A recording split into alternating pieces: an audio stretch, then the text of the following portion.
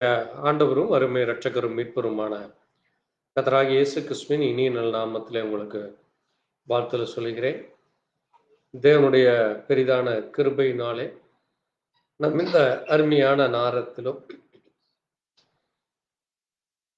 2024 வருஷம் பிப்ரவரி மாதம் 21 நாள் புதன்கிழமை மாலை வேளையிலே தேவ சமூகத்திலே வந்து தேவனாகிய கர்த்தரை அவருடைய நாமத்தை மகிமைப்படுத்தும், அவருடைய மகத்துவங்களை, அவருடைய அன்பை, இரக்கத்தை, தயவை நம்ம ஒவ்வொரு நாளும் நினைத்து கர்த்தர் நம்மை இம்மட்டுமாய் வழி நடத்தின அந்த மகத்துவமான தேவனுக்கு, மகிமையான தேவனுக்கு நன்றி சொல்லும் விதமாக ஒரு நிமிஷம் தேவ சமூகத்தில் நம்மை தாழ்த்தி நாம் ஜெபிக்கலாம். ஸ்தோத்திரிக்கிறோம், ஸ்தோத்திரிக்கிறோம், ஸ்தோத்திரிக்கிறோம். அப்பா இரக்கம் நிறைந்தவரே, உம்மை துதிக்கிறோம். தேவாதி தேவனே, உம்மை துதிக்கிறோம்.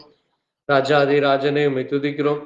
கர்த்தாதி கர்த்தரே, உம்மை துதிக்கிறோம். கர்த்தராகிய இயேசு கிறிஸ்துவே, உம்மை துதிக்கிறோம். அப்பா பரிசுத்தம் உள்ளவரும் பரிகாரியும் நேற்றும் இன்றும் என்றும் மாறாதவரும் எண்ணிலடங்கா நன்மைகளை செய்கிறவரும் எங்களுக்காய் மரித்து உயிர்த்தெழுந்து எங்கள் மத்தியில ஜீவிக்கிற தேவனாய் எங்களோடு கூட இருக்கிறேன் என்று வாக்குத்தத்தம் செய்தவரே, உம்மை துதிக்கிறோம். அப்பா உம்முடைய இரக்கம் பெரியது, உம்முடைய கிருபை பெரியது, உம்முடைய தயவு பெரியது.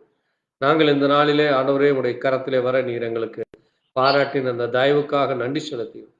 உம்முடைய வார்த்தைகளை ஆண்டவரே நாங்கள் அனுதினமும் அதை புசிக்கும் பொழுது அது எங்களுக்கு ஜீவனும், அது எங்களுக்கு பலனும், அது எங்களுக்கு ஞானத்தையும் புத்தியும் தருகிறதாக இருக்கு.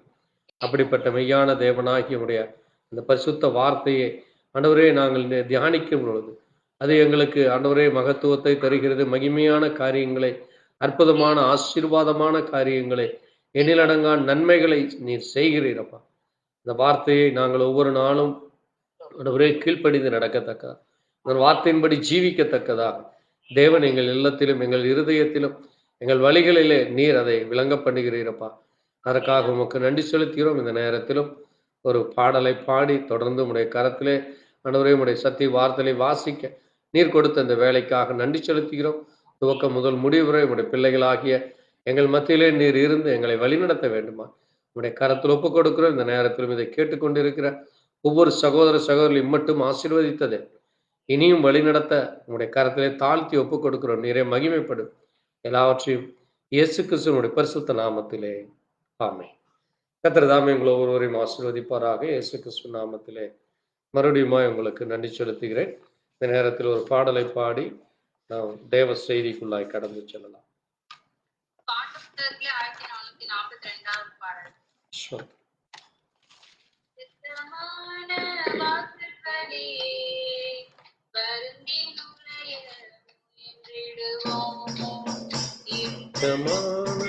வாசல் வழியே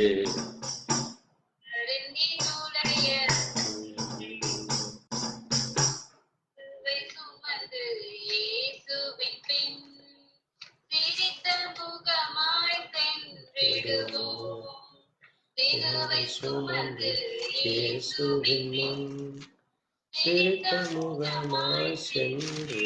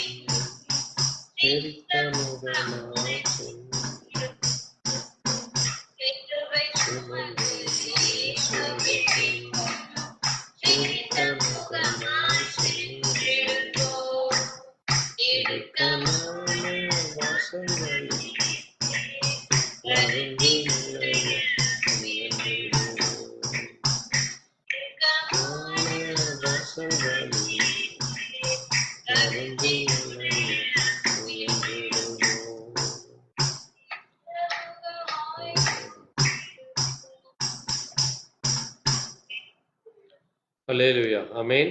கர்த்தர் தாமே மகிமைப்படுவாராக. நாம் எழுந்து நின்று வேதத்திலே ஒரு வசனத்தை வாசித்து தொடர்ந்து இந்த நாளுக்கான செய்தியை நாம் தியானிக்கலாம். நீதிமொழிகள் 22:6 வாசிக்கலாம். நீதிமொழிகள் 22:6. பிள்ளையானவன் நடக்க வேண்டிய வழியிலே அவனை நடத்து, அவன் முதிர் வயதிலும் அதை விடாதிருப்பான்.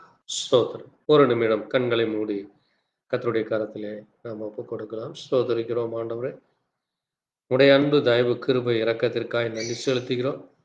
இதோ இந்த நேரத்திலே ஆண்டவரே, சாலமோன் ஒரு அருமையான ஒரு காரியத்தை குறித்து, சிறு பிள்ளைகளை குறித்தும் ஆண்டவரே உடைய பிள்ளைகளுடைய ஜீவியத்தை குறித்தும் சொல்லியிருக்கிற அந்த காரியத்திலே கர்த்தர் தாமே அதனுடைய மகத்துவங்கள், மகிமையான காரியங்களை அறிந்து உணர்ந்து கொள்ள தேவ இரக்கம் தாரும். இதை கேட்கிற ஒவ்வொரு சகோதர சகோதரி குடும்பத்தில் அந்த பிள்ளைகளும் ஆண்டவரே பெற்றோர்களும் வயதானவர்களும் எப்படிப்பட்டதான ஒரு ஜீவியம் ஜீவித்து கொண்டிருக்கிறார்கள் என்று இந்த நாட்களிலே இந்த வார்த்தையின் மூலமாய் தங்களை ஒப்பிட்டு பார்த்து தேவ இரக்கம், தேவ தயவு ஒவ்வொருவருக்கும் கிடைக்கும்.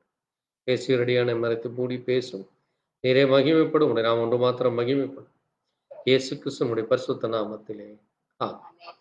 உட்காரலாம். ஆண்டவராகிய இயேசு கிறிஸ்துவின் நாமத்திலே மறுபடியுமாய் உங்களை வாழ்த்து சொல்லுகிறேன். இந்த நேரத்திலே இன்னும் ஒரு காரியத்தை நாம் நீதிமொழிகள் 23:22 வாசித்து தொடர்ந்து இந்த செய்திக்குள்ளாய் கடந்து செல்லலாம். உன்னை பெற்ற தகப்பனுக்கு செவி கொடு, உன் தாய் வயது சென்றவள் ஆகும் போது அவளை அசட்டை பண்ணாதே. ஆமென். கர்த்தர் தாமே ஆசீர்வதிப்பாராக. இந்த பூமியிலே தேவன் மனிதனை ஒரு நோக்கத்திற்காக படைத்தார். தேவ சந்ததியை பெற்றெடுக்கும்படியாக, இந்த பூமியை ஆண்டு கொள்ளும்படியாக தேவன் இந்த வானத்தையும் பூமியும் அதன் கீழே உள்ள எல்லாவற்றையும் படைத்து அதை முழுவதுமாக மனிதனுக்கு ஒப்பு கொடுத்து, நீ இதை முழுவதும் ஆண்டுகொள் என்று சொல்லி இந்த பூமியையும் இதில் இருக்கிற எல்லாவற்றையும் ஒப்பு கொடுத்த பொழுது அங்கே மனிதனுடைய ஜீவியத்தை நாம் அறிந்திருக்கிறோம். அதை குறித்து அநேக நேரங்களில் நம்ம தியானித்திருக்கிறோம். இன்றைக்கு ஒரு உண்மையான கிறிஸ்தவ ஜீவியம் என்றால் என்ன, அந்த ஜீவியத்திலே எப்படிப்பட்டதாக ஒரு கணவனும் மனைவியும் அந்த பிள்ளைகளும் அந்த குடும்பமும் எப்படிப்பட்டதான ஒரு தேவனுடைய குடும்பம் என்கிற அந்த காரியத்திலே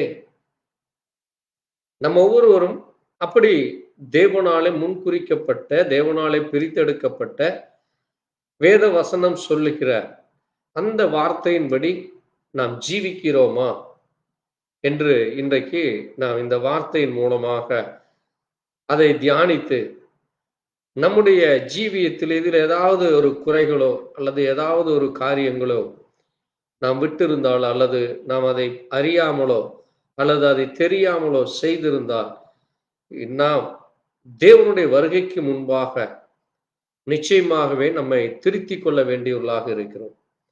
ஏனென்றால் இந்த பூமியிலே ஆண்டவர் மனிதனை அங்கே மனிதன் தவறு செய்யும் பொழுது அந்த தவறு செய்த மனிதனை அந்த தண்டனையை அவர் ஏற்றுக்கொண்டார். ஆமென். அவர் நமக்காக சிலுவையிலே நம்முடைய பாவங்களுக்காக, நம்முடைய அக்கிரமங்களுக்காக, நம்முடைய மீறுதலுக்காக அவர் மரித்தார் என்று வேதம் சொல்லுகிறது.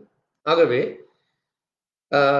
நாம் அதை உணர்ந்து கொண்டு அந்த உணர்வோடு நம்முடைய பிள்ளைகளுக்கு நம்முடைய தேவன் ஏன் நம்ம ஒவ்வொருவருடைய பாவத்தை மன்னித்தார், நம்முடைய ஜீவியம் எப்படி இருக்க வேண்டும், வரும் காலத்தில் அந்த பிள்ளைகளுடைய ஜீவியம், அந்த பிள்ளைகளுடைய ஜீவியம் எப்படி இருக்க வேண்டும் என்று நாம் அறிந்து கொண்டு அதன்படி ஜீவிக்க வேண்டியது தேவனுடைய பிள்ளைகளாகிய தேவனுடைய குடும்பத்தை சேர்ந்தவர்களுக்கு முழு பொறுப்பு இருக்கிறது.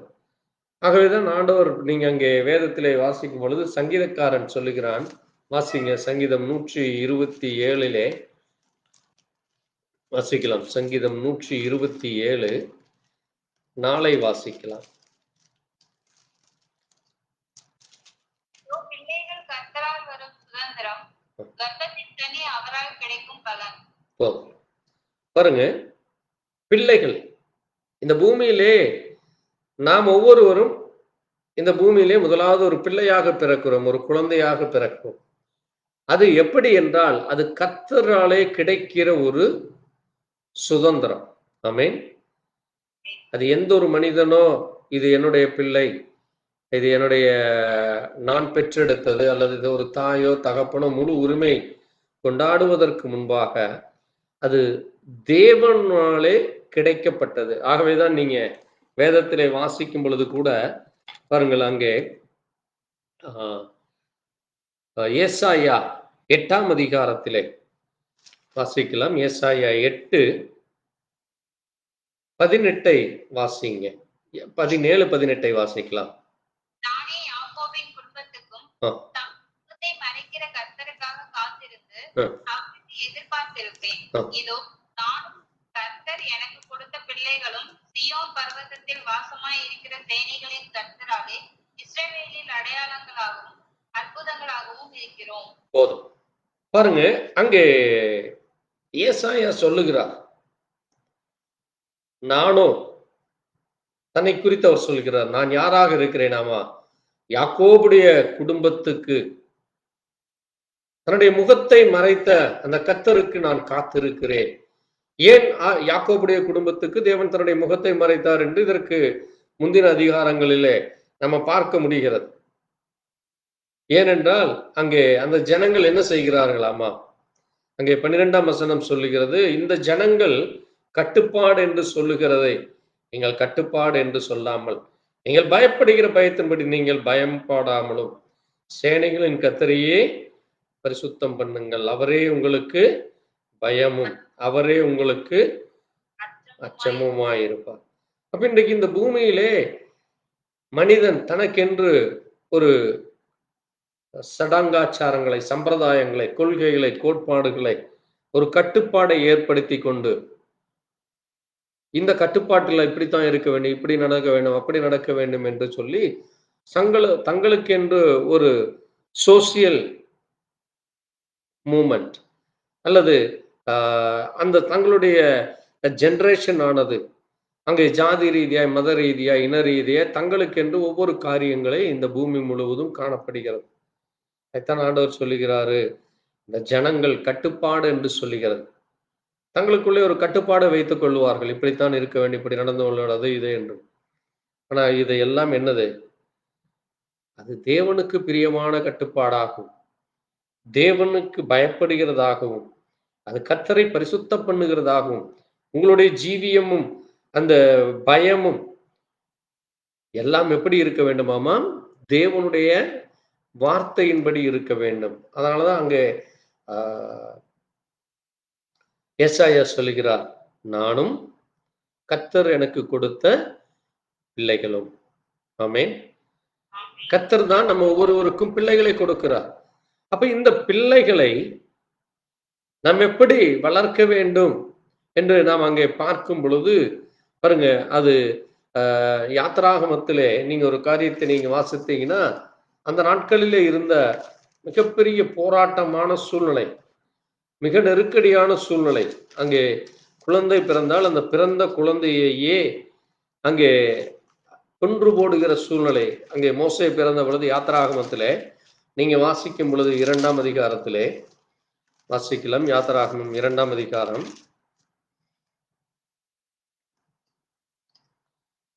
வாசிங்க.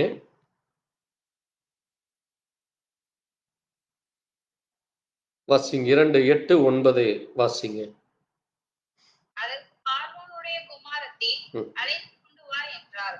இந்த போய் பிள்ளையின் தாயையோ அழைத்து கொண்டு வந்தாள். பார்வோனுடைய குமாரத்தி அவளை நோக்கி, நீ இந்த பிள்ளையை எடுத்துக் கொண்டு போய் அதை எனக்கு வளர்த்திடு, நான் உனக்கு சம்பளம் கொடுக்கிறேன் என்றாள். ஸ்திரீ பிள்ளையை எடுத்துக்கொண்டு போய் அதை வளர்த்தாள். பிள்ளை பெரிதான போது அவள் அதை பார்வோனுடைய குமாரத்தின் இடத்தில் கொண்டு போய் விட்டாள். பாருங்க, அங்கே நமக்கு தெரியும், அங்கே இவர்கள் எகிப்திலே அடிமைகளாக இருக்கிறார்கள். இஸ்ரவேல் ஜனங்கள் எகிப்திலே அடிமைப்பட்டு கொண்டிருந்த பொழுது அங்கே லேவி கோத்திரத்திலே அங்கே 2ஆம் வசனம் சொல்லுகிறது, ஒரு ஸ்ரீ கர்ப்பமுற்று ஒரு அழகான ஒரு குழந்தையை பெற்று 3 மாதம் வரைக்கும் அவர் ஒளித்து வைத்தார். பிறகு அது முடியாமல் அதை அங்கே இருக்கிற அந்த நதியிலே விட்ட பிறகு அந்த நதியிலே அங்கே குளித்து கொண்டிருக்கிற பார்வோனுடைய குமாரத்தி அந்த குழந்தையை பார்த்து அந்த குழந்தையை எடுத்து கொண்டு வந்து இது எபிரேய பிள்ளை என்று அறிந்த பிறகு அங்கே அங்கே அந்த ஆற்றோரமாக நின்று கொண்டிருந்த அதனுடைய தமக்கையை பார்த்து, உனக்கு இந்த பிள்ளையை வளர்க்கும்படி எபிரேய ஸ்திரீகளிலே அங்கே நான் ஒருத்தியை கொண்டு வரட்டுமா என்று சொல்ல பொழுது அந்த பார்வோனுடைய குமாரத்தை சொல்லி அவளை கொண்டு வா என்று சொல்லி அங்கே அந்த பிள்ளையை கொண்டு போய் அங்கே அவள் வளர்க்கிறாள். நீங்க அதனாலதான் பார்த்தீங்கன்னா அங்கே மோசேயுடைய ஜீவியமானது ஒரு எபிரேய பிள்ளைகள் எப்படி வளர வேண்டும், அந்த தேவனுக்குள்ள அந்த பக்தி வைராக்கியம், தேவனுக்குள்ள எல்லா காரியங்களிலேயும் அங்கே இருந்ததுனாலதான் நீங்க அங்க பார்க்கிறப்போ பாருங்க 13ஆம் வசனத்துல அவன் மறுநாளிலே எபிரேய மனுஷர் இருந்த பொழுது அவனை நோக்கி, நீ உன் தோழனுக்கு அடிக்கிறது என்ன என்று சொல்லும் பொழுது அங்கே அவன் என்னையும் உன்னையும் அதிகாரியாக வைத்து நியாயபதி யார், நீ எகிப்தினை கொண்டு போட்டது போல் என்னை கொண்டு போடுகிறாயா என்று அங்கே மோசேயை குறித்து அவன் சொல்லி பொழுது அவன் மோசேக்கு பயம் ஏற்படுகிறது. ஏனென்றால் தன்னுடைய சகோதரர்களை அங்கே அடிக்கிற பொழுது அங்கே ஒரு எகிப்தியன் அடிக்கிறதை பார்த்து அவனை அந்த எகிப்தியனை வெட்டி அவனை மண்ணிலே புதைத்து போடுகிறான். தன்னுடைய சகோதரனுக்கு ஏற்படுகிற அந்த துன்பத்தை அந்த வேதனைகளை அறிந்த பொழுது அவனுக்கு அந்த பதறல் வருகிறது. நான் ஏன் இதை சொல்கிறேன் என்றால், இப்ப நம்ம தேவனுடைய பிள்ளைகள் அப்படி செய்யணுமா என்றால் அப்படி அல்ல. அது எதற்கு என்றால், தேவன் மோசேக்குள்ளாக அப்படிப்பட்ட அந்த பக்தி வைராகியத்தை கொடுத்திருந்தார். ஆகவேதான் அங்கே தேவன் மோசேயை சந்தித்து மோசேயோடு கூட இருந்து இன்றைக்கு உலகத்திலே வேதத்திலே காணப்படுகிற தீர்க்கதரிசிகளே ஒரு மகத்தான தீர்க்கதரிசியாக மோசே இருந்தார். தேவன் மோசேயோடு கூட இருந்தார். ஏனென்றால் அங்கே மோசே சிறு வயது முதல் அங்கே சரியானபடி வளர்க்கப்பட்டான்.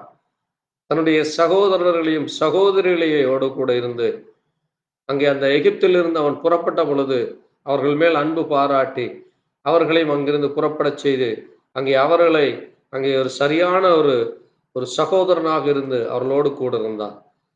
பாருங்க, மோசேக்கு மட்டுமல்ல, நீங்க வேதத்திலே நம்ம வாசிக்கும் பொழுது இயேசு கிறிஸ்துவும் அதைத்தான் அங்கே நமக்கு சொல்லுகிறான்.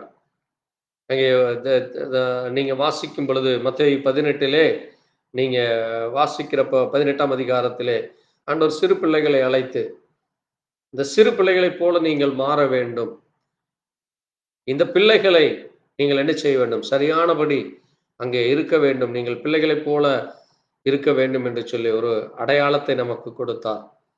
ஏன் தேவன் அங்கே சிறு பிள்ளைகளை அடையாளப்படுத்துகிறார் என்றால், சிறு பிள்ளைகளுடைய ஜீவியம் அங்கே தேவனுக்கு பிரியமான, ஏனென்றால் அவர்கள் எந்த விதமான பொய் சொல்லுவதிலோ தவறு செய்கிற காரியங்களிலோ அல்லது புறம் பேசுகிற காரியங்களிலோ அல்லது அங்கே அவர்களுக்குள்ளாக அங்கே மற்ற ஒரு கருத்து வேறுபாடுகளோ மற்ற காரியங்களோ இருந்தால் அதை உடனடியாக அவர் சரி செய்து கொண்டு மறுபடியும் அவர்கள் அதை மறந்து அங்கே அந்த பிரிவினைகள் இல்லாதபடி அவர் நடந்து கொள்வார்.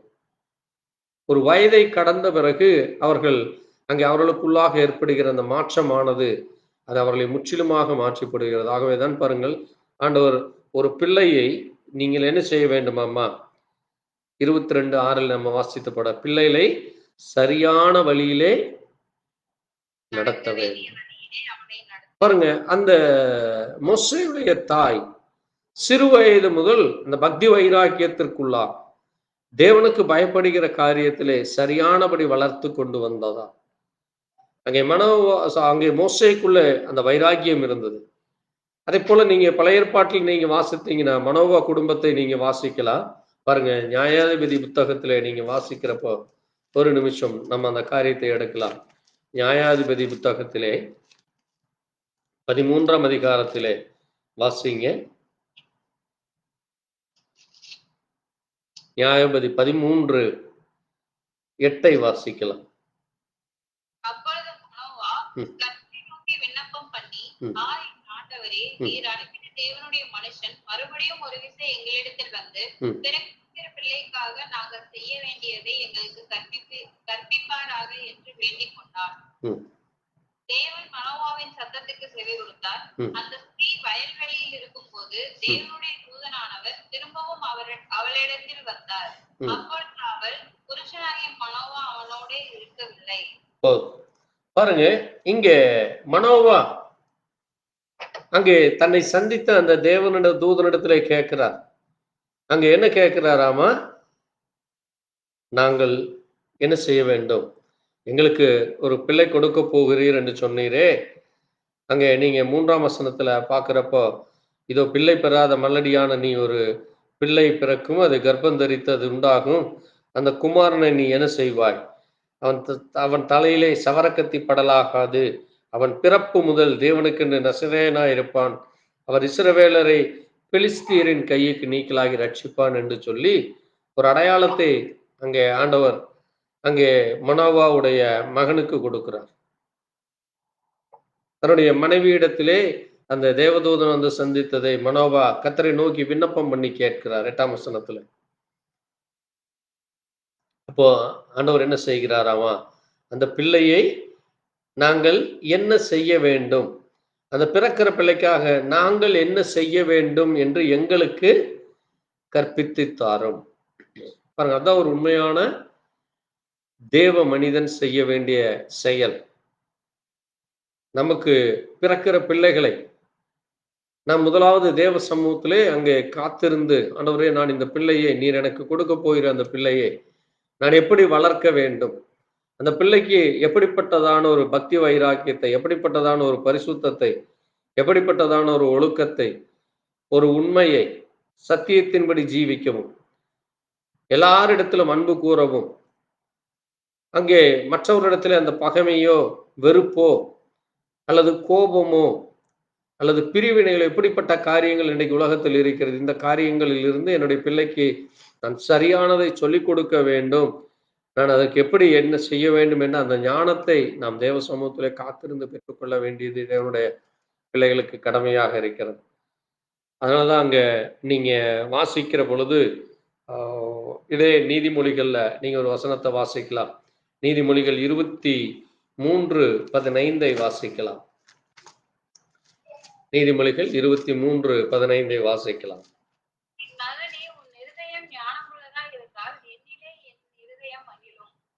இல்ல, 13:14.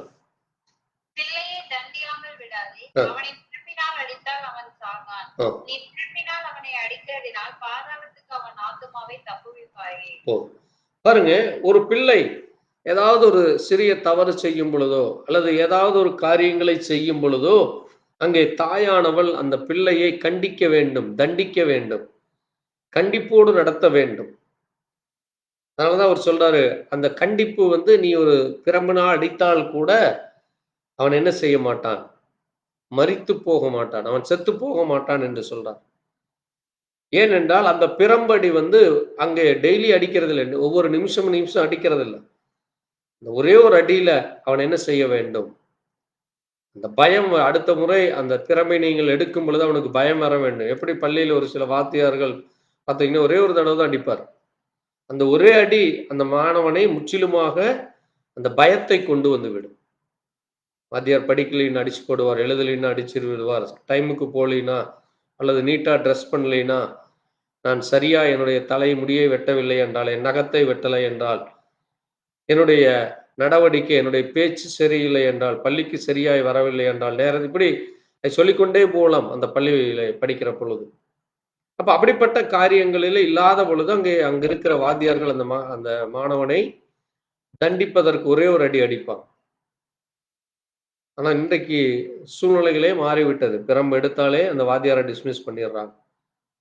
அதனாலதான் இன்றைக்கு படிக்கிற பிள்ளைகளுடைய பள்ளிகளும் சரி, அங்கே பெற்றோர்களும் சரி, பிள்ளைகளை அங்கே அவர்கள் கேட்பதெல்லாம் செய்து செய்து இன்றைக்கு அந்த பிள்ளைகள் பெற்றோருக்கு கீழ்ப்படியாமல், பள்ளிகளுக்கு ஆசிரியர்களுக்கும் கீழ்ப்படியாமல் அங்கே மனம் போன போக்கிலே வாழ்ந்து கொண்டு தேவனுக்கு பிரியமில்லாமல் ஒரு பரிசுத்த நடவடிக்கை இல்லாதபடி இன்றைக்கு அக்கிரமும் அநியாயம் மீறுதலும் அதிகரித்து கொண்டு போகிறதுக்கு அது ஒரு மிக முக்கியமான ஒரு காரணமாக இருக்கு. அதனால ஆண்டவரே அங்கே தேவனுடைய பிள்ளைகள் எப்படி இருக்க வேண்டும் என்று நமக்கு போதிக்கிறார்.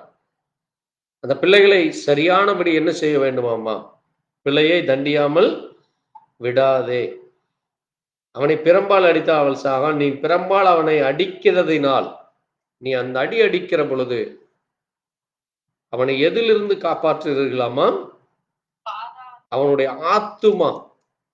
அதனாலதான் ஆண்டவர் சொன்னார், மனுஷன் உலகம் முழுவதும் ஆதாயப்படுத்தினாலும் தன் ஜீவனை இழந்து போனால் அவனுக்கு என்ன லாபம். ஜீவன் என்றால் ஆத்துமா. அப்போ ஒரு ஆத்துமா அது ஒரு அருமையானதாமா. ஆண்டவர் சொல்றார், ஆத்துமா ஒரு அருமையானது. அந்த ஆத்துமா, ஒவ்வொரு மனிதனுக்குள்ளும் தேவன் ஒரு ஆத்துமாவை கொடுத்திருக்கிறார், ஜீவ ஆத்துமாவை கொடுத்திருக்கிறார். அந்த ஜீவன் பாதாளத்திற்கு போகக்கூடாது என்றுதான் தேவன் விரும்புகிறார். ஆமென். அதுதான் தேவன் நமக்கு சொல்லி நடத்துகிற பாதை. அதான் தேவனுடைய பிள்ளைகளுக்கு கிடைக்கிற ஒரு ஆசீர்வாதம். அப்ப நீங்க சரியானபடி அந்த பிள்ளையை வளர்க்கும் பொழுது அந்த பிள்ளையுடைய ஆத்மாவை அந்த பாதாளத்திலிருந்து தப்புவிக்க பண்ண முடியும். அதனாலதான் பாருங்க, 22ஆம் வசனம் சொல்லுது, உன் பெற்ற தாய்க்கு என்ன செய், வயதாகும் பொழுது அவளை அசட்டை பண்ணாதே. அதே மாதிரி உன் தகப்பனுக்கு செவி கொடு. இன்னைக்கு அநேக பிள்ளைகள் அங்கே தகப்பன்மாருடைய பேச்சை கேட்காமல் அங்கே தாயிடத்திலே அங்கே தன்னுடைய எல்லா காரியங்களையும் பகிர்ந்து கொண்டு பிறகு ஒரு வயதான பொழுது அந்த தாயையும் மதிக்காதபடி இன்னைக்கு அநேக இடங்களிலே அங்கே வயதான காலங்களில் அவர்கள் புறக்கணிக்கப்படுவதும், அங்கே அந்த தாய் தன்னுடைய பிள்ளைகளை அங்கே தன்னுடைய கணவன் இருக்கும் பொழுதோ அல்லது அதற்கு பிறகு வயதான காலங்களில் அவர்கள் புறக்கணிக்கப்படுகிறது இன்றைக்கு உலகத்திலே காண முடிகிறது. அதனால்தான் தேவனுடைய பிள்ளைகள் அங்கே தேவனுடைய குடும்பம் என்பது அது வேதத்தின்படியாய் சரியானபடி இருக்க வேண்டும். அதான் சொல்றாரு, உன் பெற்ற தகப்பனுக்கு செவி கொடு. தகப்பனும் தன்னுடைய பிள்ளைகளை சரியானபடி வளர்க்க வேண்டும். அந்த பிள்ளைகளுக்கு என்ன சொல்லிக் கொடுக்க வேண்டும், எப்படி நடத்த வேண்டும் என்று அந்த உணர்வு அந்த தகப்பனுக்கு வேண்டும். அதே போல அந்த தாயும் அந்த பிள்ளையை சரியானபடி வளர்க்க வேண்டும். அதனாலதான் நீங்க வாசிக்கிறப்போ பாருங்க, ஆண்டவர் நீங்க எபேசியர்ல நீங்க வாசிக்கலாம். எபேசியர் 6ஆம் அதிகாரத்துல அங்கே சொல்றாரு பாருங்க. எபேசியர் 6:4 வாசிக்கலாம். எபேசியர் 6:4 வாசிக்கலாம்.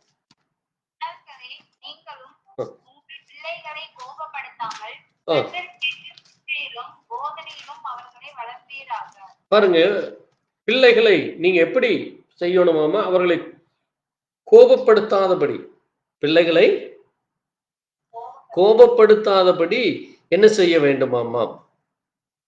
கர்த்தருக்கேற்ற சிட்சையிலும். அப்ப பிள்ளைகளை சிட்சிக்க வேண்டும் என்று ஆண்டவர் சொல்றார். ஒரு சிட்சை, ஒரு சின்ன சின்ன தண்டனைகள் கொடுக்காம அந்த பிள்ளையை நீங்கள் சரிப்படுத்த முடியாது. அதனாலதான் வேதமும் சொல்லி இருக்குது, அங்க அந்த பிள்ளையுடைய நெஞ்சில் என்ன ஒட்டி இருக்குமாமா? என்ன ஒட்டி இருக்கு? மதீனம் ஒட்டி இருக்குமாமா. நீதிமொழிகள்ல வாசித்தீங்கன்னா அங்க இருக்குது. நீதிமொழிகள்ல வாசிக்கலாம், அந்த வசனத்தை எடுத்து வாசிக்கலாம். வாசிப்போம். பிள்ளையின் நெஞ்சிலே மதியினம் ஒட்டி இருக்குமாமா. அந்த மதியினத்தை நீங்க என்ன செய்ய வேண்டுமாமா? வாசிக்கலாம்.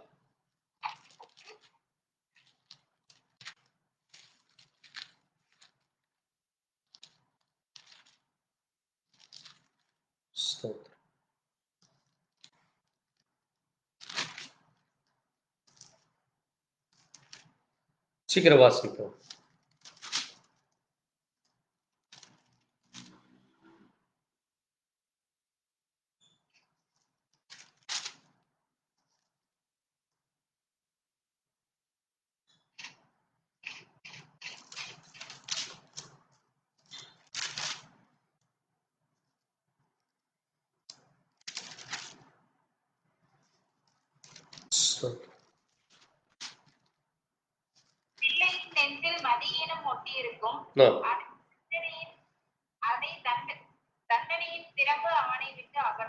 வாசிக்க எந்த வசனம் அது சொல்லிட்டு வாசிக்கும். 22:15 அங்க பாருங்க, பிள்ளையின் நெஞ்சில் என்ன ஒட்டி இருக்குமாமா? மதியீனம் ஒட்டி இருக்கும். அதை தண்டனையின் பிரம்பு அவனை விட்டு.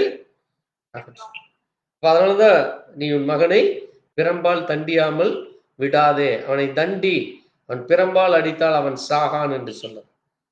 அப்ப பிள்ளைகளுடைய நெஞ்சிலே அந்த மதியீனம் ஒட்டி கொண்டு இருக்கும். அந்த மதியீனத்தை நீங்க என்ன செய்ய வேண்டுமாமா? அதை பிரம்பின் மூலமாகத்தான் நீங்கள் அவனை கண்டிக்க வேண்டும். அப்படி இல்லைன்னா அவன் என்ன ஆகி விடுவானாமா? அந்த ஆத்துமா பாதாளத்துக்கு போய்விடும் என்று சொல்றார். அதனாலதான் அங்கே பிள்ளையானவன் நடக்க வேண்டியதில் நடத்து, அவன் என்ன செய்வான்? தன்னுடைய முதிர் வயதிலும் விட்டு விலகாது இருப்பான். அது மட்டுமல்ல, நீங்க இங்க வாசிக்க 3ஆம் அதிகாரத்துல 1ஆம் வசனம் 2ஆம் வசனத்தை நீங்க வாசிக்கலாம்.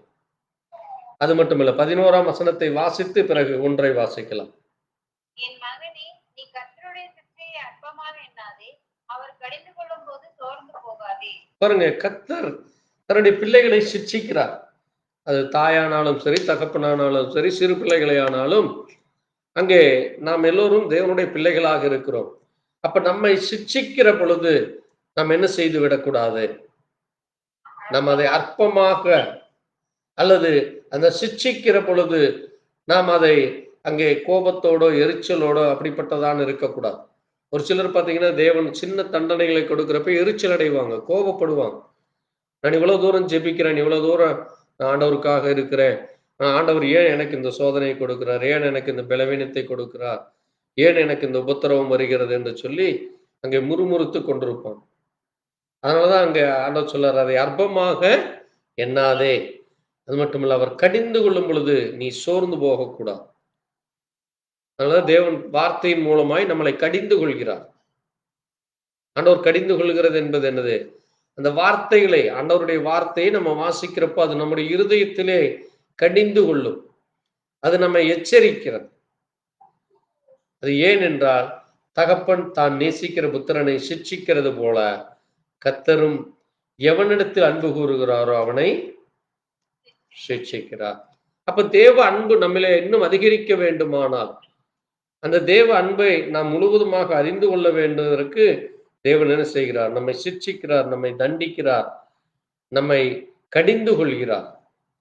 அதனாலதான் அங்கே நம்ம பார்க்கும் பொழுது, என் மகனே என் போதகத்தை மறவாதே, உன் இருதயம் என் கட்டளைகளை காக்க கடவது. அவைகள் என்ன செய்யுமாமா? உனக்கு நீடித்த நாட்களையும் தீர்க்காயுசையும் சமாதானத்தையும் பெருக பண்ணும். அது மட்டுமல்ல, கிருபையும் சத்தியம் உன்னை விட்டு விலகாது இருப்பதாக. அப்ப நீங்க நம்முடைய அதை 5ஆம் வசனம் சொல்லுது பாருங்க, உன்னுடைய சுய புத்தியின் மேல் நீ என்ன செய்யக்கூடாது? சாயாமல் உன்னுடைய முழு இருதயத்தோடும் கர்த்தரிடத்தில் நம்பிக்கையா இருந்து உன் வழிகள் எல்லாம் அவரை நினைத்துக் கொள்ள, அப்பொழுது பாதையை செவ்வை பண்ணுவார் என்று சொல்லி. அப்ப தேவனுடைய பிள்ளைகள் அங்கே சிறு வயது முதல் அங்கே சரியானபடி எப்படி வளர்க்க வேண்டும், எப்படி அதை ஒரு தேவ மனுஷனாக எப்படி தேவனுக்குரிய காரியத்தை செய்ய வேண்டும் பாருங்க. அதைத்தான் நீங்க இங்க வாசிக்கிறப்ப ஆதியாகமத்திலே நம்ம ஒரு காரியத்தை வாசிக்கலாம். ஆதியாகமம் 18ஆம் அதிகாரத்திலே ஒரு காரியத்தை நம்ம வாசிக்கலாம். வாசிங்க. ஆதியாகமம் 18:19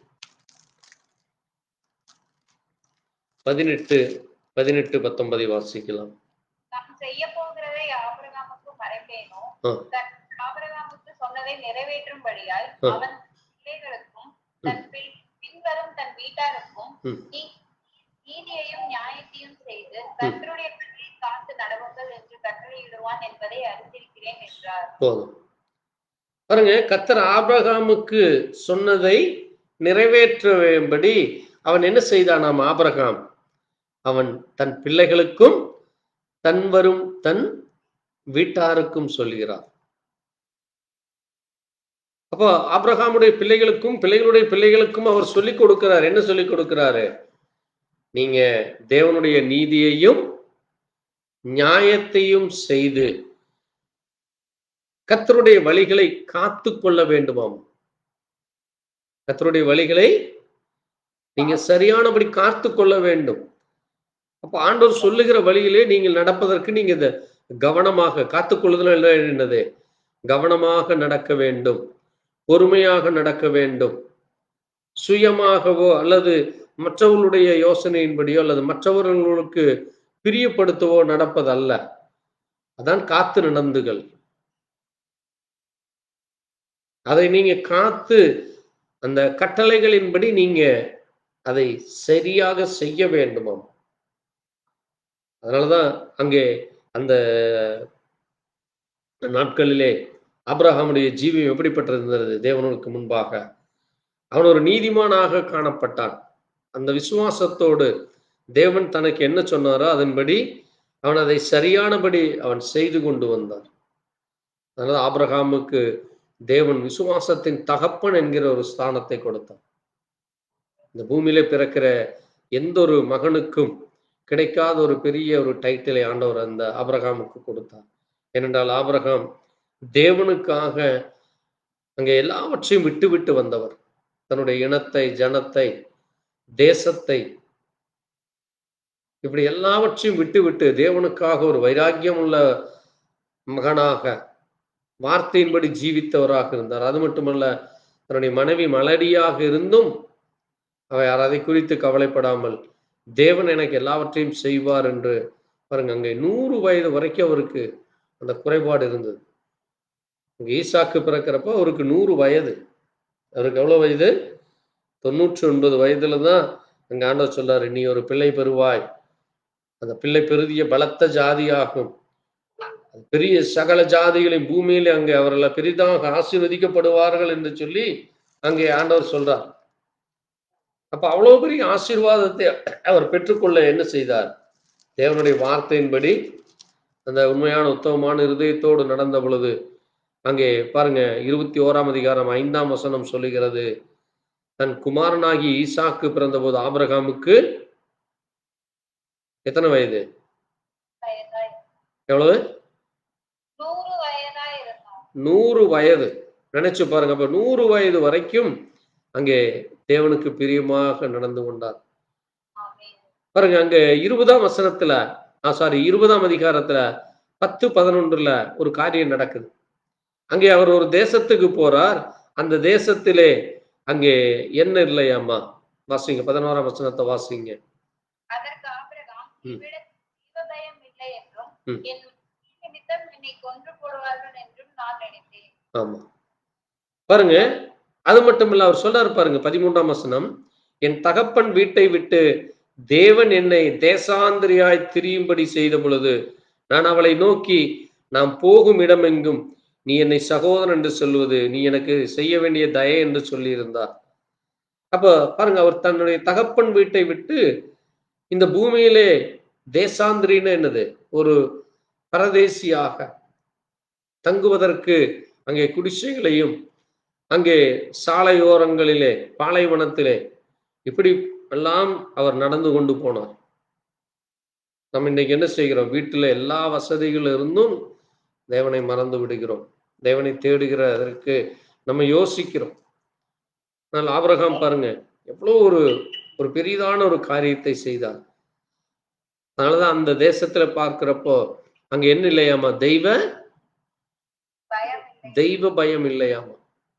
இப்ப தேவனுக்கு பயப்படுகிற பயம் தேவனுடைய பிள்ளைகள் ஒவ்வொருவருக்குள்ள இருக்க வேண்டும். ஆபிரகாம் தேவனுக்கு பயந்து நடந்தார், தேவனுக்கு உண்மையாக இருந்தார், தேவனுக்கு பிரியமானதை செய்தார், தன்னுடைய பிள்ளைகளுக்கும் அதைவே சொல்லிக் கொடுத்தார். அதனால ஆபிரகாமுடைய சந்ததி மிகப்பெரிய ஆசீர்வாதத்தை பெற்றுக்கொண்டது. அதனாலதான் நம்ம இங்க வாசிக்கிறப்போ அங்கே தேவன் என்ன செய்தாராமா? அங்கே சரியான காரியங்களை அங்கே நமக்கு கற்றுக் கொடுத்தார். அது மட்டுமல்ல, அங்கே நீங்க வாசித்தீங்கன்னா வாசிங்க, மத்தேயு 18:2 ஆண்டவர் அங்கே சொல்லிக் கொடுக்கிறார் சிறு பிள்ளைகளுக்கு. வாசிங்க, மத்தேயு 18:2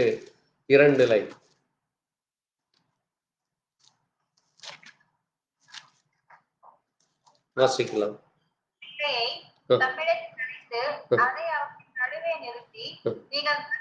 பிள்ளைகளை போல் ஆகாவிட்டால் பரலோக ராஜ்யத்தில் பிரவேசிக்க மாட்டீர்கள் என்று மெய்யாகவே உங்களுக்கு சொல்கிறேன். ஆகையால் இந்த பிள்ளையை போல தன்னை தாழ்த்துகிறவன் எவனோ அவனே பரலோக ராஜ்யத்தில் பெரியவனாய் இருப்பான். இப்படிப்பட்ட ஒரு பிள்ளையை என் நாமத்தை நிமித்தம் ஏற்றுக்கொள்கிறவன் என்னை ஏற்றுக்கொள்கிறார். போதும். பாருங்க, நீங்க ஒரு மனம் திரும்பினவர்களாக, மனம் திரும்பி பிள்ளைகளை போல ஆக வேண்டும். ஏன் பிள்ளைகளோடு கூட தேவனுடைய விசுவாசி ஆண்டவர் ஒப்பிடுகிறார் என்றால், அங்கே அந்த பிள்ளைகள் எப்படி இருக்கிறதாமா? தன்னை தாழ்த்துகிறார்கள். மற்றவர்களுக்கு முன்பாக தான் பெரியவன், தான் எல்லாம் அறிந்தவன், எனக்கு எல்லாம் தெரியும் என்று அந்த பிள்ளைகள் எப்பொழுதும் அங்கே தங்களை பெருமை பேசிக்கொள்ள மாட்டாங்க. சிறு பிள்ளைகளுடைய அந்த பேச்சுக்களை நீங்க கவனிச்சீங்கன்னா தெரியும். அப்போ பாருங்க, அங்கே தேவனுக்கு பயப்படுகிற பயமும், தன்னை தாழ்த்துகிற காரியமும், அங்கே தேவனுக்கு உண்மையாக நடந்து கொள்கிற காரியமும், அது மட்டுமல்ல, அந்த சிறு பிள்ளைகள் எல்லோரையும் ஏற்றுக்கொள்வார்கள், எல்லோரோடும் அந்த ஒரே அன்பிலே பழகுவார்கள். அப்ப அந்த சரியான காரியம் தேவனுடைய பிள்ளைகளிடத்திலே காணப்பட வேண்டும். அது மட்டுமல்ல, அங்கே பட்சபாதம் காட்டக்கூடாது. பட்சபாதம் என்றால் இவர்கள் பெரியவர்கள், இவர்கள் அங்கே ஜாதி ரீதியாய், இன ரீதியாய், இன்றைக்கு அப்படித்தான் இன்றைக்கு அநேக இடங்களிலே மொழி ரீதியாக பிரிவினைகளை காணப்படுகிறது. தேவனுக்கு பிரியமில்லாத காரியம் அது. அப்படிப்பட்ட காரியங்களை நம்ம ஒரு நாளும் செய்யக்கூடாது. நீங்க வேதத்துல பார்த்தீங்கன்னா அங்கே ஈசாக்குடைய மனைவி ரெபேக்கா என்ன செய்தார்? யோசேப்புக்கு அங்கே யோசேப்பு மேல பிரியமா இருந்தார்.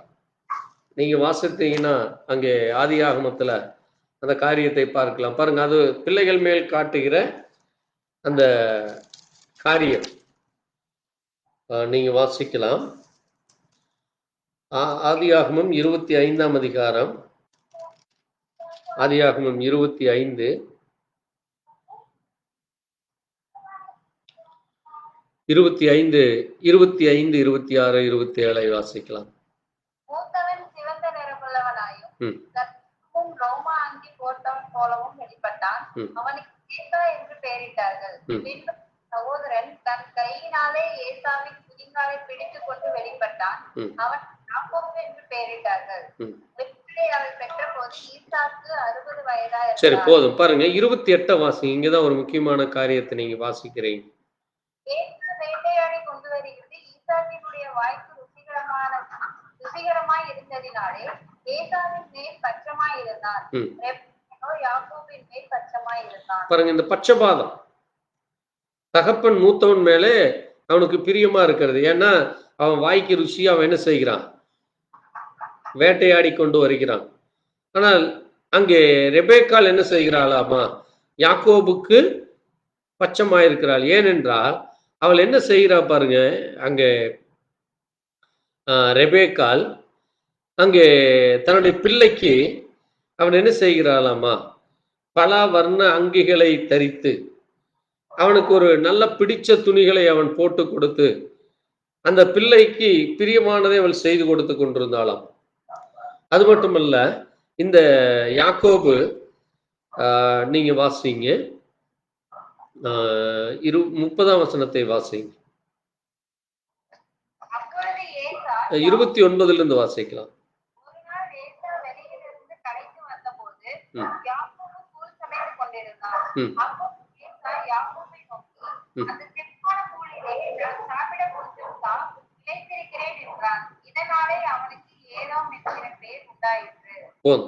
பாருங்க, அங்கே யாக்கோபு சமையல் செய்து கொண்டிருக்கிறான், கூழ் செய்து கொண்டிருக்கிறான்.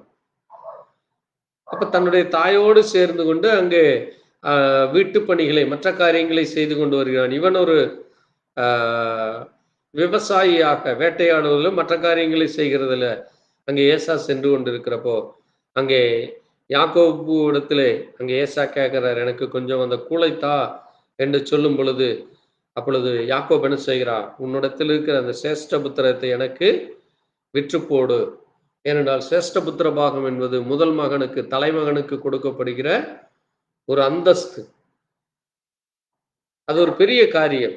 பாருங்க, அங்கே அது தன்னுடைய சகோதரன் அவனை தன்னை ஏமாற்றி விட்டான் என்று அவனுக்கு அந்த கோபம் வருகிறது. அதனாலதான் அங்கே அவன் திரும்பி வருகிற பொழுது தன்னுடைய சகோதரனை அவன் கொன்று போடும்படி அநேக நேரங்கள்ல அவன் இது கவனிச்சு கொண்டிருக்கிறான். தன்னுடைய சகோதரனாகிய யாக்கோபை ஏசா என்ன செய்கிறான்? கொன்று போடும்படியே அவன் அங்கே காத்து கொண்டு இருக்கிறான். பாருங்க, அவன் நீங்க அவங்களுடைய ஜீவியத்துல பார்த்தீங்க, எந்த நேரம் அவர்களுக்குள்ள ஒரு பிரச்சனை இருந்து கொண்டே இருக்கிறது. அதனாலதான் அங்கே யாக்கோபு அங்கே லாபான் இடத்திலே போய் தன்னுடைய மனைவி பிள்ளைகளோடு திரும்பி வரும் பொழுது கூட நீங்க வாசித்தீங்கன்னா ஏசா தன்னை கொன்று போடும்படி வருகிறான் என்று கேள்விப்பட்டு நீங்க வாசிக்கலாம். வாசிங்க ஏசாயா ஆதியாகமும் 32ஆம் அதிகாரம் வாசிக்கலாம். ஆதியாகமம் 32 வாசிங்க. ஆதியாகமம் 32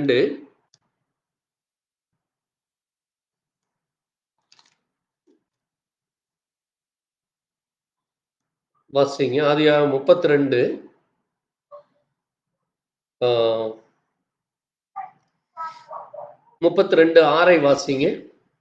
அந்த நாட்கள் திரும்ப வந்தது. சகோதரனாகிய ஏசாவின் இடத்துக்கு போய் வந்தோம். 400 பேரோட உம்மை எதிர்கொள்ள வருகிறார்கள் என்றார்கள். அப்பொழுது யாக்கோபு மிகவும் பயந்து தன்னிடத்தில் இருந்த ஜனங்களையும் ஆடு மாடுகளையும் ஒட்டகங்களையும் 2 பகுதியாக பிரித்து ஒரு பகுதி பகுதியின் மேல் விழுந்து அதை முறியடித்தாலும் மற்ற பகுதியை தப்பித்துக் கொள்ள இடம் உண்டு என்றான். போதும். 11 வாசிங்க. என் சகோதரனாகிய ஏசாவின் கைக்கு என்னை தப்புவியும், அவன் வந்து என்னையும் பிள்ளைகளையும் தாய்மார்களையும் முறியடிப்பான் என்று அவனுக்கு நான் பயந்திருக்கிறேன். பாருங்க, இந்த ஏசாவை கண்டு யாக்கோபுக்கு என்னது ஒரு பயம் ஆயிடுச்சு. தன்னுடைய சகோதரனை அங்கே தான் ஏமாற்றி அதை வாங்கி கொண்டான், அதை எடுத்துக்கொண்டான் என்று அந்த கோபம் அவனுக்குள்ளாக இருந்து கொண்டே இருந்தது. இந்த சேஷ்டபுத்திர பாகத்தை என்னுடைய சகோதரன், இளைய சகோதரன் என்னை ஏமாற்றி பெற்றுக்கொண்டான் என்று அவனுக்குள்ள அந்த கோபம் இருந்தது. அது தேவன் அனுமதித்த காரியம். அதனுடைய மகிமையான காரியத்தை நம்ம தியானிச்சிருக்கிறோம். ஏன் அந்த காரியமா அது ஏசா கையிலிருந்து யாக்கோபுக்கு சென்றது? பிறகு அந்த யாக்கோபு தான் என்னவாக மாறினார்? இஸ்ரவேலாக மாறி, அந்த இஸ்ரவேல் கோத்திரம் அது ஒரு மிகப்பெரியதாக இருந்தது. அந்த யாக்கோபு உடைய அந்த இஸ்ரவேல் கோத்திரத்தை பாருங்க, அங்கே இவர்கள் மறுபடியுமாக எகிப்தில் அடிமைப்பட்டு திரும்பி வரும்பொழுது கூட இந்த ஏசாவுடைய பேரப்பிள்ளைகள், நீங்க இங்க வாசித்தீங்கன்னா இங்க அவனுக்கு ஒரு பேர் கொடுக்கப்படுது. இவர்கள் தான் யாரு? ஏதோமியர். நீங்க அதை வாசித்தீங்கன்னா அங்க அந்த வசனத்தை நீங்க வாசிக்கலாம். ஏதோம் என்று, இந்த ஏதோம் தான் ஏதோமியர். இந்த ஏதோமியர் தான் இவர்கள் எகிப்திலிருந்து பாலைவனம் எல்லாம் கடந்து திரும்பி வரும் பொழுது எதிர்கொண்டு வந்து இவர்களை கொன்று போடும்படி வந்துகிற ஏதோமியர்.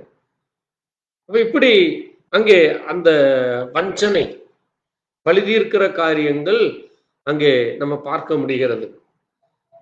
ஏனென்றால் அங்கே ஒருவருக்கு ஒருவர் பட்சபாதம் காட்டினதினாலே, அதனாலதான் அந்த பகைமை, விரோதம், கோபம் சிறு வயதிலிருந்தே அவர்களுக்குள்ளாக இருந்தது. அப்படி தேவனுடைய பிள்ளைகள், அங்கே பெற்றோர்கள் அப்படிப்பட்டதான காரியத்தை காட்டக்கூடாது. இருவருக்கும் ஒரே காரியமாக, ஒரே மாதிரியாக அந்த பிள்ளைகளை சரியானபடி வளர்த்த வேண்டும். அது அவர்களை அங்கே, அதனாலதான் ஆண்டவர் சொல்றாரு பாருங்க, மத்தேயு 7:11 ஆண்டவர் சொல்றார், வாசிங்க. மத்தேயு 7:11 ஆண்டவராக இயேசு கிறிஸ்து சொல்லும் பொழுது ஒரு காரியத்தை சொல்லுகிறார்.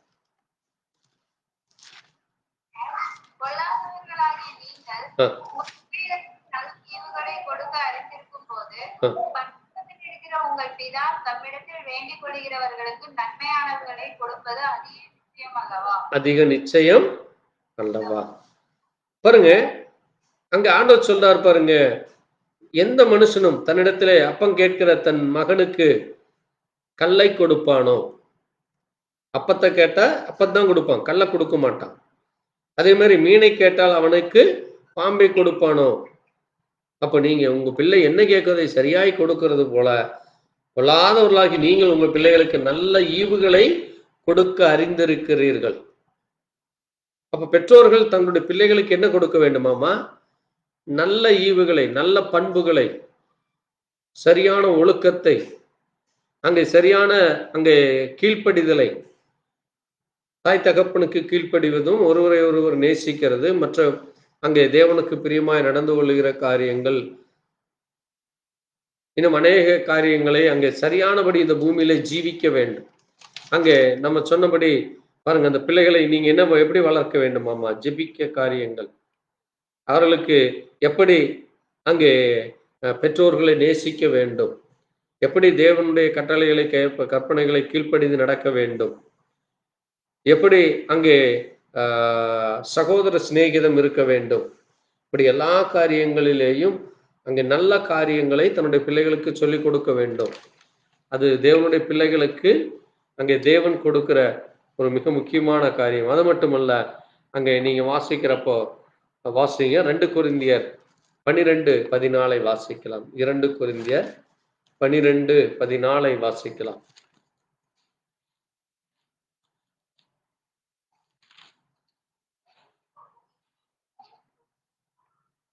இதோ உங்களிடத்திற்கு 3ஆம் தரம் வர ஆயத்தமாய் இருக்கிறேன். நான் உங்களை வருத்தப்படுத்துவதில்லை, நான் உங்களையே தேடுகிறேன். பெற்றோருக்கு பிள்ளைகள் அல்ல, பிள்ளைகளுக்கு பெற்றார்களே பொக்கிஷங்களை சேர்த்து வைக்க வேண்டும். பாருங்க, பிள்ளைகளுக்கு பெற்றோர்களே என்ன சேர்த்து வைக்க வேண்டுமாமா? பொக்கிஷங்களை சேர்த்து வைக்க வேண்டும். அது என்ன பொக்கிஷம்? இன்னைக்கு உலகத்தான் அதைத்தான் சொல்லுவான். எனக்கு எங்க அப்பா அம்மா ஒன்றும் சேர்த்து வைக்கல, எங்களுக்கு எதையுமே கொடுக்கல, நாங்க தான் எல்லாம் சம்பாதிச்சோம், நாங்க தான் வேலைக்கு சேர்ந்து, நாங்க தான் படிச்சு, நாங்க தான் எங்க குடும்பத்தை காப்பாத்துறோம் என்று சொல்லி இன்றைக்கு சொல்லுவாங்க. அது உலகத்தான் சொல்லுகிற காரியம். ஆனால் தேவனுடைய பிள்ளைகள், நீங்கள் உங்களுடைய பிள்ளைகளுக்கு நல்ல ஈவுகளை, ஒழுக்கத்தை, உண்மையை, பரிசுத்தத்தை, அங்கே நீங்க இந்த வேதத்திலே சொல்லப்பட்டிருக்கிற, இங்க நீங்க வாசித்தீங்கன்னா கலாத்தியர்ல பாருங்க, இந்த 17 காரியங்களில் இருந்து உங்க பிள்ளைகளை நீங்க பாதுகாத்துக் கொள்ள வேண்டும். வாசிங்க, கலாத்தியர் 5:17 நீங்க வாசிங்க. 5:19, 20, 21 வாசிங்க. இங்கே 17 காரியங்கள் இருக்கிறது. இந்த 17 காரியங்களில் இருந்து உங்களுடைய பிள்ளைகளை நீங்க என்ன செய்ய வேண்டும்? பாதுகாத்து அவர்களை சரியான வழியில் நடக்க வேண்டும். ஏனென்றால் இது இந்த பூமியிலே காணப்படுகிற காரியங்கள். இது உங்களுடைய பிள்ளைகளுடைய ஜீவியத்திலே இருக்காதபடி நீங்க அவர்களை எச்சரித்து அவர்களுக்கு சொல்லிக் கொடுக்க வேண்டும். அவையாவன வாசிங்க. மாம்சத்தின் கிரியைகள்,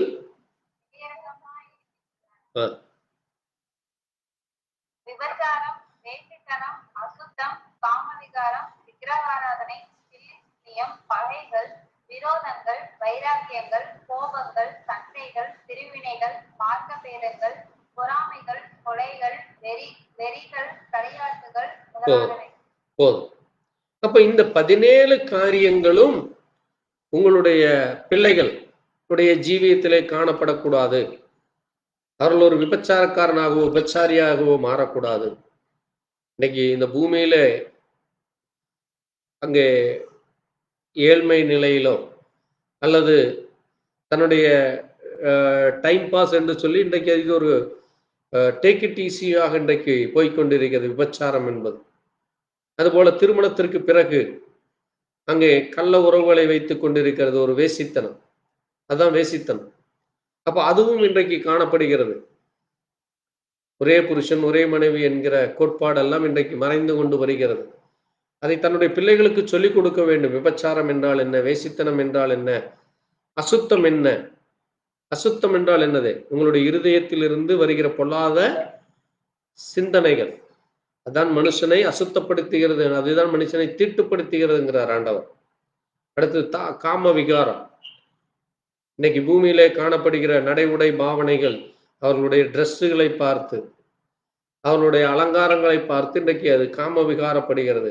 அப்புறம் உலகத்தில் இன்றைக்கு காணப்படுகிற அநேக வழிபாடுகள், விக்கிரகாராதனை, அப்புறம் பிலிசூனியத்தை நாடுவது, பகை கொள்வது, ஒருவரை ஒருவர் பகை கொள்வது, விரோதங்கள் செய்கிறது, வைராக்கியம் கொள்கிறது, தேவையில்லாத காரியத்திற்கு வைராக்கியம் கொள்வது, கோபப்படுவது, சண்டை செய்வது, பிரிவினைகளை செய்வது, குடும்பத்தில் தாய்க்கும் தகப்பனுக்கும் நண்பர்கள் உற்றார் உறவினர்களுக்குள்ளாக பிரிவினைகளை, பிறகு மார்க்க பேதங்கள், பொறாமைகள், கொலைகள், வெறிகள், களியாட்டுகள், இப்படி இந்த காரியங்களில் இருந்து உங்களுடைய பிள்ளைகளுக்கு இதை அவன் செய்யாதபடி அந்த மகனோ மகளோ, அது மட்டுமல்ல அவர்கள் மட்டுமல்ல அவருடைய சந்ததிகளும் இவைகளிலிருந்து விலகும்படி அதை சிறு வயதிலிருந்து அவர்களுக்கு நீங்கள் போதித்து அவர்களை அதிலிருந்து நீங்கள் நல்ல ஈவுகளை நல்ல வழிகளிலே சொல்லிக் கொடுக்க அதை நீங்க சரியானபடி செய்ய வேண்டும். அதைத்தான் வேதம் நமக்கு சொல்லி, பிள்ளையை நடக்க வேண்டிய வழியிலே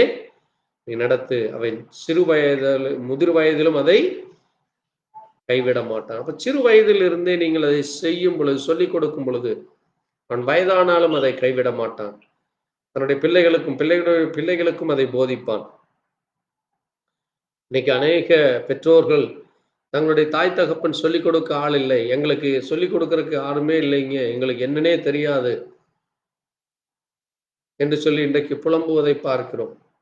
ஆனால் இந்த வேதம் இது நம்முடைய கையிலே, ஒவ்வொருவருடைய கையிலே கடந்த 2000 ஆண்டுகளுக்கு மேலாக சொல்லப்பட்டிருக்கிறது. இன்னைக்கு பிரிண்ட் அடிச்சு இன்னைக்கு 100 ஆண்டுகளுக்கு மேலாச்சு, 200 ஆண்டுகளுக்கு மேலாச்சு பிரிண்ட் ஃபார்ம்ல ஆனால் இன்னைக்கு என்ன செய்யல, இது சரியானபடி இது எல்லாரிடத்திலும் ரீச் ஆகல. அதனாலதான் இன்றைக்கு முழு உலகமும் எப்படி இருக்குது, வேசித்தனத்தினாலும் விபச்சாரத்தினாலும் சண்டை, சச்சரவுகள், குழப்பங்கள், தேவனை குறித்து பயமில்லை, தெய்வ பயம் இல்லை, பிரிவினைகள், போராட்டங்கள், குழப்பங்கள் இந்த பூமி முழுவதும் இன்றைக்கு அங்கே தேவனுடைய வார்த்தையின்படி ஜீவிக்காமல் சொந்த காரியங்களிலே நடந்து கொண்டு சிறு வயது முதலே அவர்களை பிரிவினைகளுக்குள்ளாக கொண்டு செல்கிறது. நம்ம தேசத்துல இன்னைக்கு நம்ம பார்க்க முடிகிறது. அநேக கருத்து வேறுபாடுகள், அநேக கொள்கைகள், கோட்பாடுகளினாலே இன்னைக்கு ஒருவர் அடித்து கொலை செய்து ஒருவரை ஒருவர் அங்கே தவறான வழிகளில் நடத்துகிறதை பார்க்க முடிகிறது. ஆனால் தேவனுடைய பிள்ளைகளாகிய நாம், நமக்கு வேதம் சரியான வழியிலே எப்படி ஜீவிக்க வேண்டும், அந்த அன்பு, உண்மையான தேவ அன்பு என்றால் என்ன, அங்கே தேவனுடைய வார்த்தையை நீங்க என்ன செய்ய வேண்டும், எப்படி உங்களுடைய ஜீவியத்தில் நடந்து கொள்ளும், எப்படி எல்லா காரியமும் உங்களுக்கு சொல்லப்பட்டது. இவை எல்லாவற்றிலும் நாம் சரியானபடி நடக்க வேண்டியதுதான் அங்கே தேவனுடைய பிள்ளைகளுக்கு. அதான் தேவன் விரும்புகிற ஒரு குடும்பம். தேவனுடைய பிள்ளைகளுக்கும் தேவனுடைய அங்கே சாட்சியாக நிற்கிற காரியமாக இருக்கிறது. அப்படிப்பட்ட காரியத்திலே நம்முடைய பிள்ளைகளையும் பிள்ளைகளுடைய பிள்ளைகளையும் அங்கே பெற்றோர்களும் அதே போல பிள்ளைகளுக்கு கோபம் ஊட்டாதபடி, பிள்ளைகளை எரிச்சல் அடையாதபடி, அல்லது பெற்றோர்களும் தங்களுடைய ஜீவியத்திலே அங்கே சரியில்லாதபடி நடந்து கொள்ளாதபடி ஞானத்தோடு புத்தியோடு நடக்க வேண்டும். அது தேவன் நம்மிடத்தில் எதிர்பார்க்கிற காரியமாக இருக்கிறது. கர்த்தர் தாமே நம்மை நீதியின் பாதையிலும் தேவனுக்கு பிரியமான காரியத்திலும் அங்கே அந்த 9 கனிகள், அன்பு, சந்தோஷம், சமாதானம், நீடிய பொறுமை, தயவு, நற்குணம், விசுவாசம், சாந்தம், இச்சையடக்கம், இப்படிப்பட்ட காரியங்கள் தேவனுடைய பிள்ளைகளுக்குள்ளாக இருந்து தேவனுக்கு என்று கனி கொடுக்கிறவர்களாய் மாற கர்த்தர் நம்மை வழி நடத்துவார். கர்த்தர் தாமே உங்களை ஆசீர்வதிப்பாராக. நாம் ஜெபிக்கலாம். எங்களை நேசிக்கிற எங்கள் நல்ல ஆண்டவரே, கர்த்தராகிய இயேசு கிறிஸ்துவின் அருமையான நாளிலே உடைய பலத்த கரத்தில் எங்களை ஒப்புக் கொடுக்கிறோம். இந்த பூமியிலே நாங்கள் ஒன்று கொண்டு வந்ததில்லை, ஒன்று கொண்டு போவதும் இல்லை. கர்த்தாவே, நீர் கொடுத்த எங்களுடைய ஆயுசு நாட்களிலே நாங்கள் உமக்கு பிரியமாய் உண்மையான உத்தமான இருதயத்தோடும் பரிசுத்தத்தோடும் தேவனை உமக்கு பயன்படுகிற பயத்தோடும் ஞானத்தோடும் புத்தியோடும் நடக்க தேவ கிருபையை தாரும். அன்றைக்கு மனோவா அனுரேமுடைய சமூகத்திலே காத்திருந்து என் பிள்ளையை நான் எப்படி நான் வளர்த்த வேண்டும், இந்த பெண் பிள்ளைக்கு நான் என்ன சொல்லிக் கொடுக்க வேண்டும் என்று கேட்டு காத்திருந்தது போல நாங்களும் ஆண்டவரே எங்களுடைய பிள்ளைகளுக்கு நாங்கள் எதை சொல்லிக் கொடுத்து சிறு வயது முதல் நாங்கள் நடக்க வேண்டிய வழியை காட்டி அதை முதிர் வயதிலும் அவர்கள் விடாதபடி சரியானபடி நடக்கத்தக்கதாக நாங்களும் அப்படிப்பட்டதான காரியத்திலே சரியானபடி நடக்க தேவ இரக்கத்தை தான் தொடர்ந்து உடைய பலத்த கரத்தில் ஒப்புக் கொடுக்கிறோம். தேவ அன்பு, தேவ தயவு எங்கள் ஒவ்வொருவருக்கும் கிடைக்க வேண்டுமா. இதை கேட்கிற ஒவ்வொருவருக்கும் தேவனுடைய ஆசீர்வாதமும் தேவ ஞானமும் தேவ கிருபையும் நீர் தர வேண்டுமா. இயேசு கிறிஸ்துவின் பரிசுத்த நாமத்திலே ஆமென். என் ஆத்மாவே கர்த்தரை ஸ்தோத்திரி, முழு உள்ளமே பரிசுத்த நாமத்தை ஸ்தோத்திரி. என் ஆத்மாவே கர்த்தரை ஸ்தோத்திரி, கர்த்தர் செய்த சகல உபகாரங்களும் மறவாதே. ஆமென். அல்லேலூயா. ஆண்டவர் தாமே உங்களை ஆசீர்வதிப்பாராக. இயேசு கிறிஸ்து நாமத்தில் உங்களுக்கு வாழ்த்து சொல்கிறேன். எங்களுக்காக, எங்களுடைய ஊழியர்களுக்காக ஜெபித்துக் கொள்ளுங்கள். கர்த்தர் உங்களோடு கூட இருப்பாராக. ஆமென்.